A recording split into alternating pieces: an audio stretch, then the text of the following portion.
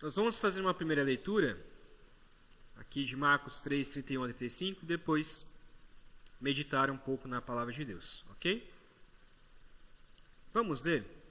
Diz assim, Marcos 3, 31 a 35. Nisto chegaram a mãe e os irmãos de Jesus, e tendo ficado do lado de fora, mandaram chamá-lo. Muita gente estava sentada ao redor de Jesus, e alguns lhe disseram: Olhe, a sua mãe e os seus irmãos e as suas irmãs estão lá fora, procurando o Senhor. Então Jesus perguntou: Quem é a minha mãe? E quem são os meus irmãos? E olhando em volta para os que estavam sentados ao seu redor, disse: Eis aqui a minha mãe e os meus irmãos. Portanto, aquele que fizer a vontade de Deus, este é meu irmão, minha irmã e minha mãe. Amém? Daqui é a palavra de Deus. Esse texto, ele está também lá em Mateus 12 e Lucas 8, caso você queira depois verificar a diferença, ok?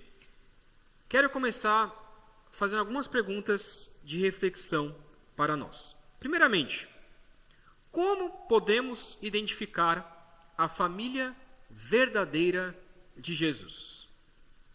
O que isso significa, trazendo para o nosso contexto hoje? Qual a igreja verdadeira? Talvez se você frequenta a nossa igreja por um tempo, você talvez tenha pensado nisso. Será mesmo que a igreja batista, ela é a igreja verdadeira? A igreja que realmente busca ao Senhor? Será que a igreja batista Nova Vida é uma igreja verdadeira? Será que outras igrejas são igrejas verdadeiras? Existem igrejas falsas? Existem igrejas que não fazem parte ou não são família de Jesus? Para alguns pastores e algumas igrejas se colocam num degrau maior do que os outros, dizendo: não, nós somos os únicos que somos cristãos. Teve uma vez que eu, conversando com um seminarista, quando eu fazia o seminário, e aí eu conversando com ele: e aí, rapaz, como que vai sua igreja e tudo mais? E a resposta dele foi: a nossa igreja, ela é tão boa, mas tão boa, que não me surpreende se só nós formos para o céu. Ele respondeu dessa maneira. Aí eu achei que ele estava brincando, mas ele de fato estava falando sério. Falei: não, porque a nossa igreja é a única, pelo menos do Brasil, que segue realmente a palavra de Deus. Aí já tem um problema. No entanto, existem outras igrejas, um outro extremo, que diz: não, toda igreja é a igreja certa. Não importa se ela segue a Jesus ou não. Toda igreja, ela é igreja. Toda igreja, ela é corpo de Cristo. Então nós devemos abraçar todo tipo de igreja. E isso também é um problema. Como também saber, e a gente vai responder um pouco disso hoje, ok? Como também saber quem são os reais seguidores de Cristo Jesus? Como que eu posso saber quem são as pessoas que realmente obedecem, ou que realmente seguem a Jesus, que realmente são cristãos? Muitos no Brasil se nomeiam como cristãos. Na verdade, a maior porcentagem no Brasil, eu não sei quanto que está a porcentagem certa do Brasil, daqueles que se denominam cristãos. A maior parte do Brasil são aqueles que se denominam cristãos. Alguns outros se denominam como evangélicos. Mas quem realmente são os cristãos? Quem realmente são aqueles que podem ser chamados de cristãos? Agora uma pergunta para você. Você é facilmente identificado como alguém que faz parte da família de Jesus? Você talvez diga que é cristão, mas as pessoas ao seu redor, as pessoas à sua volta, sabem que você é cristão? Talvez elas saibam porque em algum momento você disse isso. Mas as pessoas te identificam como cristão? Alguns dizem, mas é por causa da veste, então eu tenho que vestir uma veste de crente. Não, não é isso. Então eu tenho que andar o tempo todo com a Bíblia grandona debaixo do braço para que as pessoas saibam que eu sou cristão? Também não é isso. Eu estou falando de atitudes. As suas atitudes na sua vida, no seu cotidiano. As pessoas olham para como você age. Elas percebem, não, de fato, ele é um cristão. Como, então, eu posso identificar a família verdadeira de Jesus? Como eu posso saber que aquela igreja é uma igreja verdadeira? E como que eu posso saber que aquele cristão, ou que eu como cristão, realmente sou um cristão verdadeiro? É isso que nós vamos responder, então, nesse texto. Esse texto é um texto curto, então vocês vão perceber que talvez a gente não demore tanto tempo assim, como no costume, mas eu quero que sirva bastante para a reflexão da nossa vida. Primeiramente, versículo 31 e 32, a gente vai tirar 2 detalhes aqui desse texto. Eu vou ler novamente, que diz assim: Nisto chegaram a mãe e os irmãos de Jesus, e tendo ficado do lado de fora, mandaram chamá-lo. Muita gente estava sentada ao redor de Jesus, e alguns lhe disseram: Olhe, a sua mãe, os seus irmãos e as suas irmãs estão do lado de fora, procurando o Senhor. Para que nós possamos entender um pouco sobre esse texto, nós devemos voltar àquilo que nós vimos na semana passada. Por que a família de Jesus estava procurando Jesus? Não sei se você se lembra, mas lá no versículo 21, capítulo 3, versículo 21, diz assim: E quando os parentes de Jesus ouviram isso, ouviram o quê? Que Jesus estava em casa e que uma grande multidão estava dentro da casa de Jesus. Quando seus parentes ouviram que havia uma grande multidão seguindo Jesus, saíram para prendê-lo, porque diziam, está fora de si. Então, o que acontece? A família de Jesus, sabendo que havia grandes pessoas que estavam seguindo Jesus, eles saem, então, vão para a casa de Jesus. Alguns dizem que é a casa de Jesus, ou talvez um dos seus discípulos, mas vão para a casa de Jesus e ficam do lado de fora para prender Jesus, para que Jesus parasse de fazer tantos... Jesus parasse de pregar tanto assim como ele pregava, porque estava causando um rebuliço, estava causando uma revolta. Então, diante disso, eles vão para prender Jesus. E aí nisso, versículo 31, chegaram então quem? A mãe. Quem é a mãe de Jesus? Maria. E os irmãos de Jesus ficaram do lado de fora e então chamaram Jesus para quê? Para prender Jesus. Para que Jesus parasse de pregar tanto assim como ele pregava e causar então grandes seguidores dele. Há 2 detalhes então que nós precisamos perceber aqui neste texto. Primeiramente, e eu espero que isso não te ofenda, ok? Jesus, ele tinha sim uma família que o seguia e não entendia muito bem aquilo que estava acontecendo. Muitas vezes, nos filmes, nos desenhos, nós temos uma ideia de que Maria e José sabiam muito bem que Jesus era Deus, sabiam muito bem que Jesus era o Messias e queria morrer e ressuscitar. Mas a realidade é que o plano de Jesus ao vir à terra não tinha sido revelado a ninguém.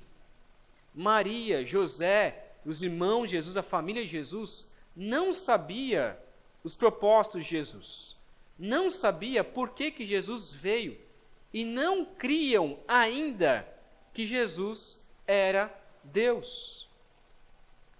E então, eles olhando para essas situações, começam então, e o texto diz, lá no começo de Mateus, que Maria olhava para tudo aquilo que Jesus fazia e guardava em seu coração.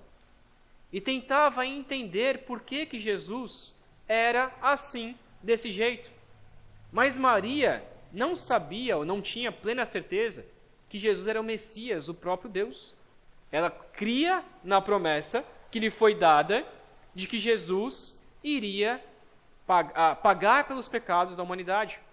Iria salvar o Emanuel, o Deus conosco, Jesus, aquele que veio salvar o seu povo. Maria tinha uma ideia, mas não por completo. E o detalhe, então, que nós percebemos aqui é que, contrariando a ideia de que Maria, ela morreu virgem, o texto nos diz aqui que Maria teve sim outros filhos e filhas. Jesus, ele teve 4 irmãos homens. Isso está lá em Marcos 6, versículo 3. Se você quiser abrir comigo para conferir. Marcos 6, versículo 3. Marcos 6, 3. Que diz assim: não é este o carpinteiro, o filho de Maria e irmão de Tiago, José, Judas e Simão? As suas irmãs não vivem aqui entre nós? E escandalizavam-se por causa dele. Infelizmente, algumas religiões traduzem essa palavra irmãos e irmãs aqui por primos e primas. Mas o texto, ele é bem claro para nós, e a palavra aqui é adelphos, que é irmãos e irmãs. Jesus teve sim irmãos e irmãs. E isso nos mostra que a sua família, esses irmãos, a princípio, não criam em Jesus. A princípio, não criam nele como seu Senhor e Salvador. Mas com o tempo, alguns foram crendo. Nós sabemos, pela tradição, que pelo menos Tiago e Judas creram em Jesus. Como nós sabemos disso? Porque Tiago foi aquele que escreveu a carta de Tiago. Esse foi o Tiago que escreveu, Tiago, irmão de Jesus. E Judas também foi aquele que escreveu a carta de Judas. Então, os irmãos de Jesus são aqueles que escreveram a carta de Tiago e a carta de Judas. Então, depois de um tempo, eles passaram a acreditar, então, que Jesus era o próprio Deus. Você imagina, os próprios irmãos e irmãs acreditaram, então, em Jesus. Eu, se tivesse um irmão que fosse alguma coisa especial, não acreditaria nele. Isso já mostra que, de fato, Jesus é Deus, porque os próprios irmãos, que são as pessoas mais incrédulas quando o irmão ele é bondoso, misericordioso, eles, os próprios irmãos, confessaram Jesus como Deus e creram em Jesus. Segundo detalhe aqui nesse texto, que nós acabamos de falar, que a família de Jesus ainda não acreditava e por isso estavam ali para prender Jesus. Isso nos mostra então que Maria, José, os seus irmãos ainda não criam em Jesus, mas logo iriam crer. Logo essas pessoas iriam testemunhar de Cristo Jesus. E como nós sempre falamos aqui, existem alguns detalhes bíblicos que são contra o testemunho bíblico, porque seria mais fácil os autores falarem assim, não, toda a família creu em Jesus. Mas não, foi depois de um tempo que eles passaram então a crer em Cristo Jesus. Segundo ponto aqui do nosso sermão, versículo 33 e versículo 34, Jesus então responde sobre quem é a sua família verdadeira. 33 e 34, que diz assim: então Jesus perguntou, quem é a minha mãe e quem são os meus irmãos? E olhando em volta para os que estavam sentados ao seu redor, disse, eis minha mãe e meus irmãos. Portanto, aquele que fizer a vontade de Deus, este é meu irmão, minha irmã e minha mãe. Jesus aqui não estava rejeitando a sua família física. Alguns até usam esse texto para dizer, olha como que Jesus ele não acha que Maria é importante. Pelo contrário, Jesus não está desonrando os seus pais. Não está aqui quebrando a lei, porque a lei deixa bem claro, você tem que honrar o seu pai, a sua mãe. Jesus não está desonrando Maria, não está desonrando José, não está desonrando a sua família. Jesus aqui estava aproveitando este momento para ensinar uma valiosa lição a nós, para ensinar uma excelente lição para as nossas vidas. Muitos nessa terra vão dizer que fazem parte da família de Jesus. Muitos nessa terra vão dizer, não, eu faço parte da família de Cristo. Não, eu realmente sou seguidor de Jesus. E talvez sua própria família estava dizendo, olha, a gente tem privilégios de chegar até Jesus, afinal nós somos família de Jesus. E alguns fazem isso dizendo, não, eu faço parte da família de Jesus. E realmente sou cristão. Eu realmente sigo a Cristo. Mas o que será que define o que é um verdadeiro cristão? O próprio Jesus responde. Ele olha para os que estavam à sua volta e diz, eis aqui aqueles que são a minha mãe e os meus irmãos. Aqui ao redor são aqueles que fazem parte da minha família. E quem é que faz parte da família de Jesus? Ele responde, aquele que fizer a vontade de Deus. Este é meu irmão, minha irmã e minha mãe. Se você sair por aí afora, batendo de casa em casa e perguntando, olha, você segue Jesus? Muitas pessoas vão dizer, sim, eu sigo. Olha, você é cristão? E alguns vão dizer, sim, eu sou cristão. Recentemente a gente estava almoçando e aí a mulher, né, ali do restaurante, ela, olhando a nossa conversa, ela veio perguntar, quando eu estava aqui com meu sogro, veio perguntar, vocês são cristãos? A gente respondeu, sim, a gente é cristão. Ah, eu também sou. Aí a Priscila já sacou, né, e começou a conversar mais com ela. É mesmo? De que igreja? Ah, não, mas faz muito tempo que eu não vou na igreja. Mas quanto tempo você vai na igreja? Não, faz pelo menos uns 15, 20 anos. Mas eu sou batizada. É mesmo, você foi batizada? Sim, eu fui batizado, bem jovem, lá com 7, 8 anos de idade. Mas depois eu nunca mais pisei na igreja. E a Priscila aproveitou aquele momento, pregou o evangelho para ela. E ela, a primeira coisa que ela disse ali para nós é, eu também sou cristã. Muitos por aí vivem exatamente dessa mesma maneira. Não, eu sou cristão. Eu sou cristão. Eu sigo a Jesus. Mas será mesmo? O que Jesus deixa claro, quem são os verdadeiros cristãos? Quem são aqueles que fazem parte da família de Jesus? Aqueles que fazem a vontade de Deus.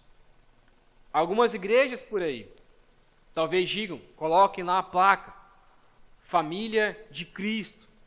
Mas quando você entra, você percebe que a igreja não faz a vontade de Deus. Que a igreja, na verdade, não está nem aí com Jesus. Nunca mais fala de Jesus naquele momento, mas tem lá a placa igreja. Como eu falei na semana passada, e esse vídeo para mim foi um dos vídeos que recentemente mais me escandalizou, uma igreja que está separando cadeiras especiais, dizendo aqui é para os VIPs da igreja, para a elite. Então, se você pagar um dízimo mais alto, você pagar um valorzinho mensal mais alto, você vai fazer parte aqui dessa seção, dessa ala dos VIPs. Você vai ter o banheiro especial para você, você vai ter um coffee break, uma comida para você especial, um cafezinho especial, enquanto a ralé, praticamente isso que ele falou, enquanto o povão está lá sofrendo no banheiro público, compartilhado, você vai ter aqui especial só para você. Será que essa igreja, ela pode ser chamada de uma igreja cristã? Será que essa igreja pode ser chamada de uma igreja bíblica?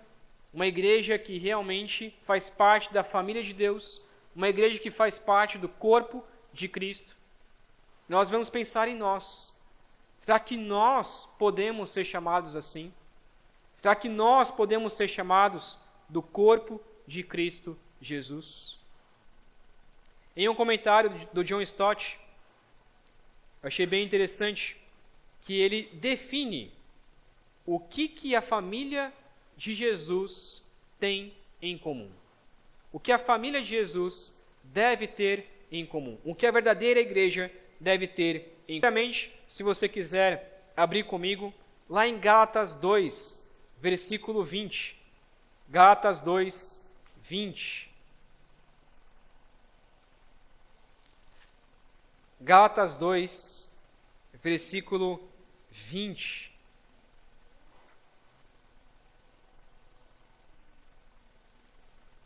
A família verdadeira, a família cristã, a família de Jesus, ela tem a mesma vida. Ela tem a mesma vida, tem a vida comum. Gálatas 2:20 diz assim: Logo, já não sou eu quem vive, mas Cristo vive em mim.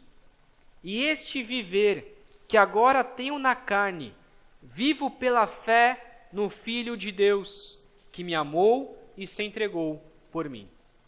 Um verdadeiro cristão, a verdadeira família de Jesus, ela tem a vida em comum.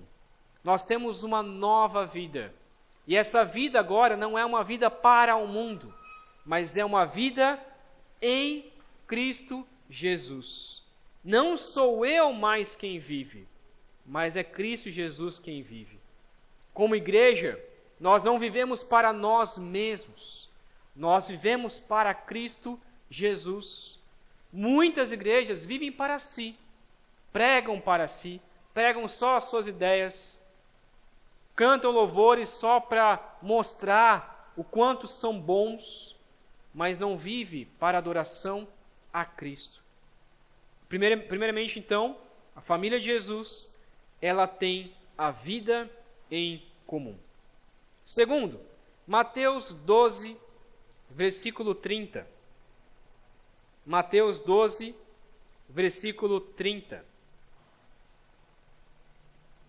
Mateus, capítulo 12, versículo 30.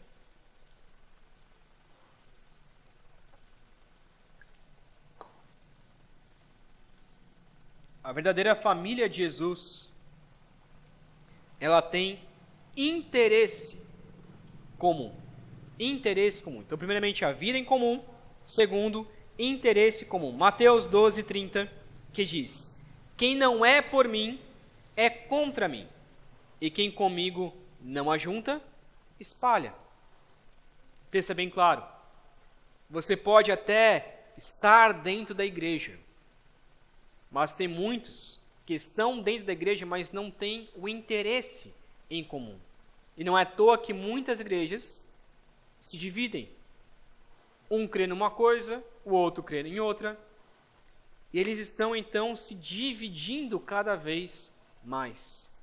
Quem não é por mim, é contra mim. E quem comigo não junta, espalha. A verdadeira igreja é aquela que tem um interesse em comum, que é de seguir a Cristo, que é de fazer a vontade de Deus. Terceiro, eu quero ler dois textos aqui. Primeiramente, em Mateus 7, 21. E depois, João 14, 21. A verdadeira família de Jesus, ela vive em total obediência a Deus, em obediência a Jesus. Mateus 7, versículo 21 diz assim: Nem todo o que me diz, Senhor, Senhor, entrará no reino dos céus, mas aquele que faz a vontade de meu Pai que está nos céus. Perceba então o texto. Nem todo aquele que diz, Senhor, Senhor. E aqui essa palavra, Senhor, Senhor, repetida, sempre quando repete 2 vezes, para os judeus é questão de intimidade.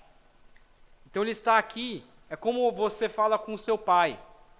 Aqui no Nordeste é mais comum, né? É o papai. Então você chegar para o seu pai e falar, papai, papai, o que significa? Você está íntimo daquela pessoa. Você é íntimo daquela pessoa. Você falar só um pai, é algo meio seco, né? Você fala papai, já está mais íntimo. Você fala papai, papai, já o negócio já virou, já tem um carinho por aquilo. Com o seu marido, né? Morzinho, morzão. Essa ideia é mais de estar mais íntimo das pessoas, né?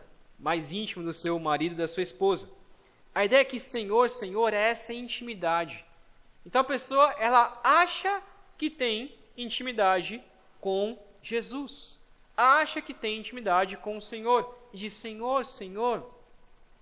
Mas, nem toda aquela pessoa que acha que tem intimidade com Jesus, que diz Senhor, Senhor, entrará no reino dos céus. Por quê? Porque não faz a vontade de meu Pai, que está nos céus. Então esse texto de Mateus 7, ele complementa esse texto que nós acabamos de ver, do 3,35, de Marcos 3,35. Quem é aquele que pode dizer, que vai dizer Senhor, Senhor, intimamente e entrar no reino dos céus? Aquele que faz a vontade de Deus Pai. Aquele que obedece os mandamentos de Jesus. E é isso que diz lá em João 14, 21. João 14, 21, que nós já lemos no começo do culto. E também cantamos, né?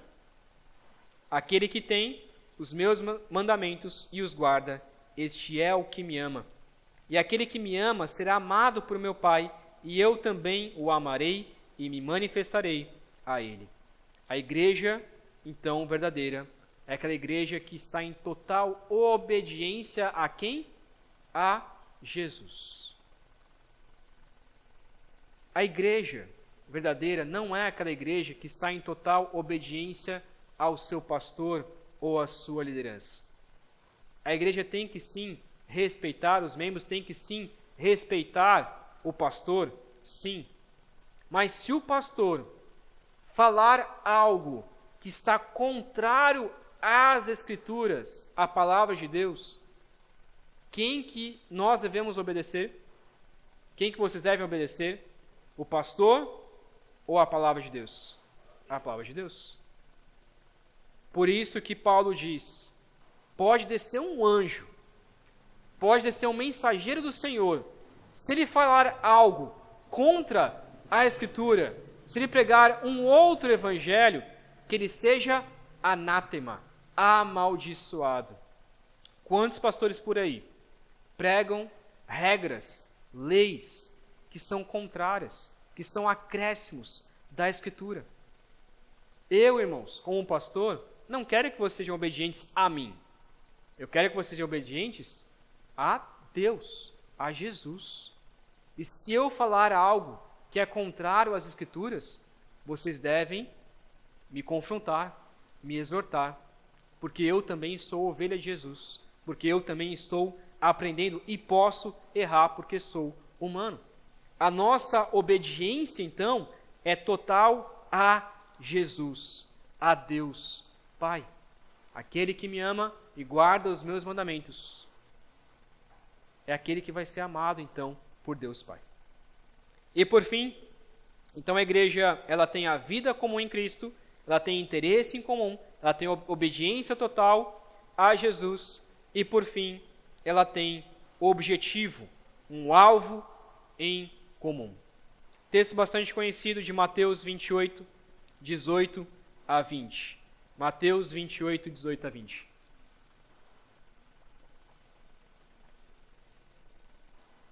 Mateus, capítulo 28, 18 a 20.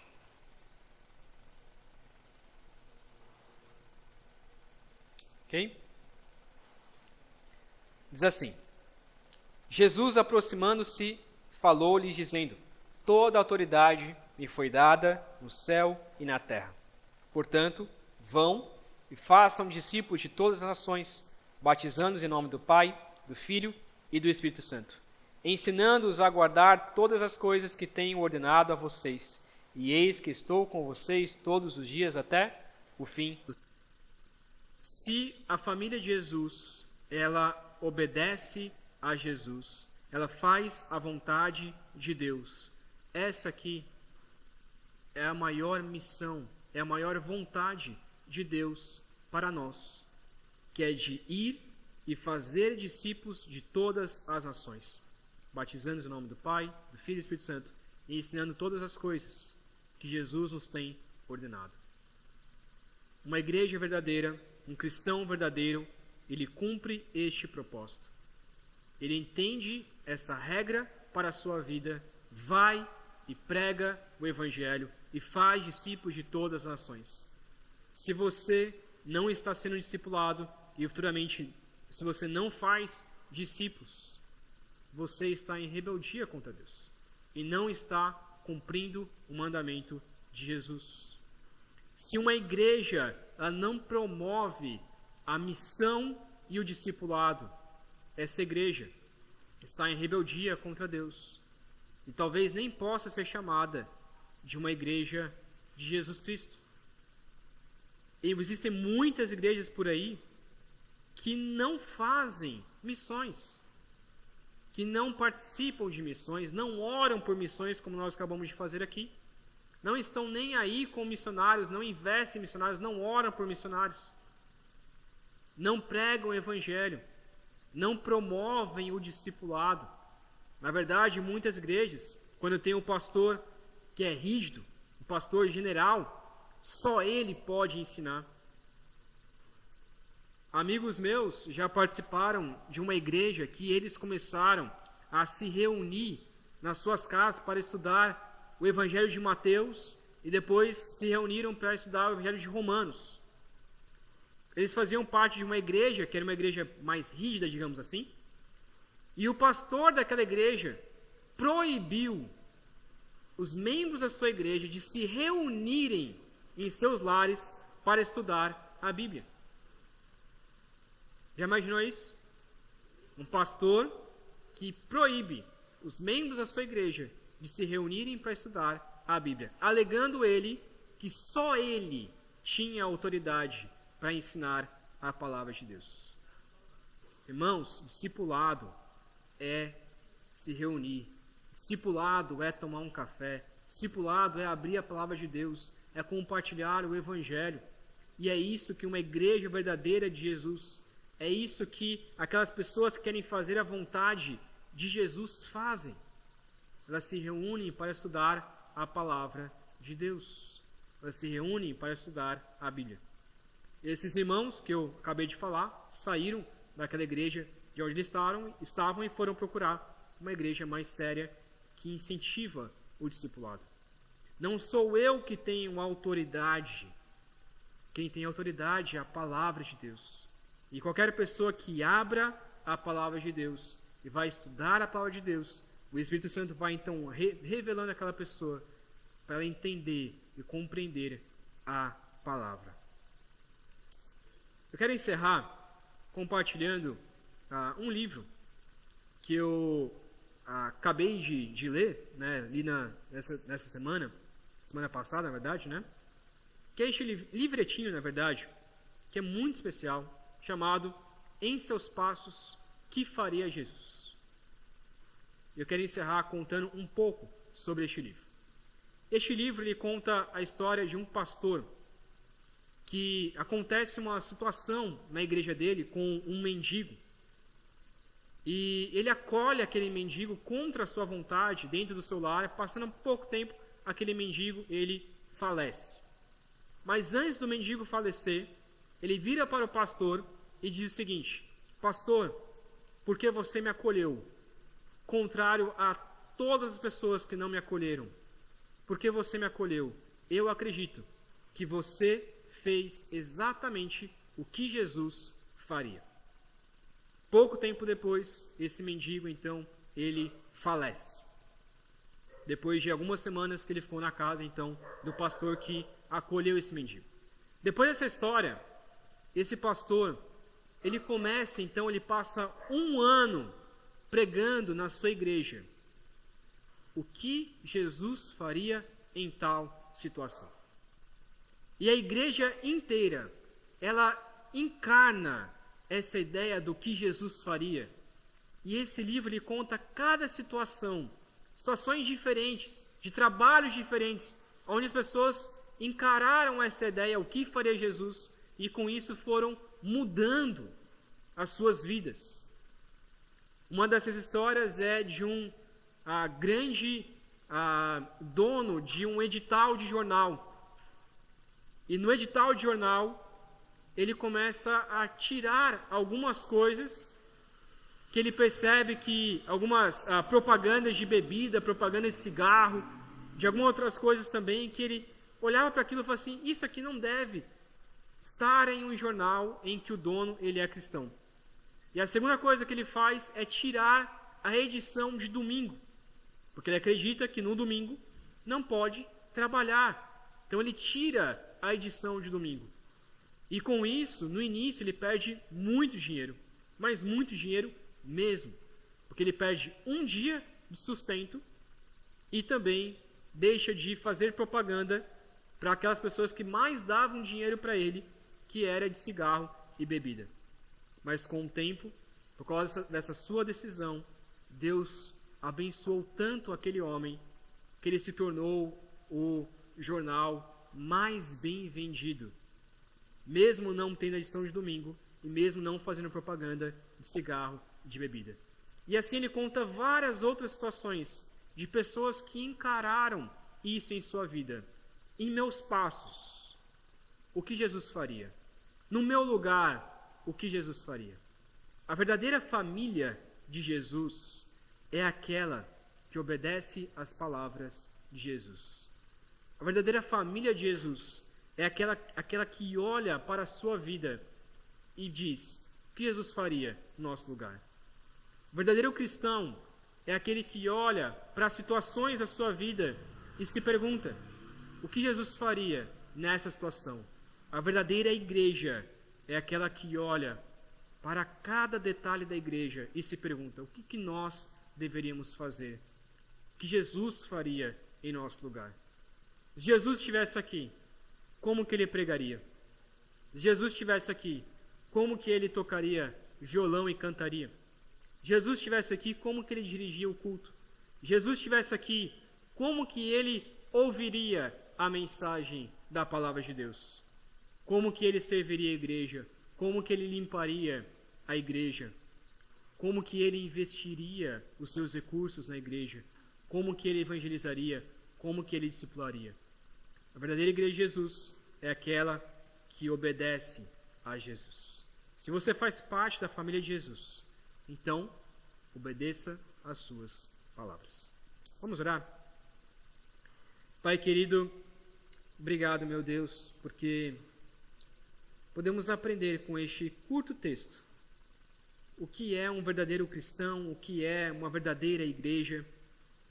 Pedimos ao Pai que o Senhor nos ajude, primeiramente como igreja, a buscar os teus caminhos, a servir ao Senhor verdadeiramente, a viver o verdadeiro evangelho, a pregar o verdadeiro evangelho.